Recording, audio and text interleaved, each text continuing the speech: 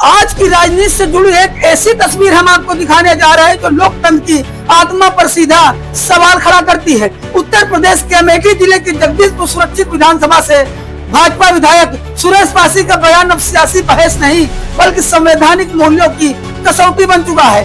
Camera के सामने खड़े होकर एक जनप्रतिनिधि खुलेआम कह रहा है कि हमें मुसलमानों की वोट नहीं चाहिए।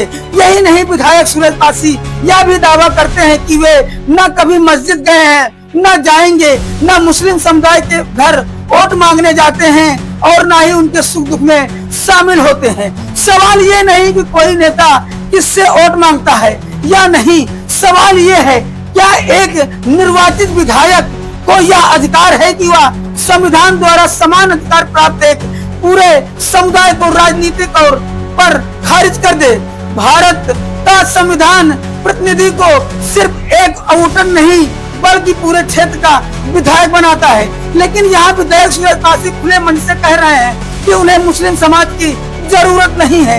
यह बयान सिर्फ राजनीतिक नहीं बल्कि सामाजिक विभाजन को भी गहरा देने वाला है। क्या अब वोट की राजनीति इतनी नंगी हो चुकी है कि धर्म के आधार पर नागरिकों को जरूरी और गैर जरूरी में बांटा जा रहा है?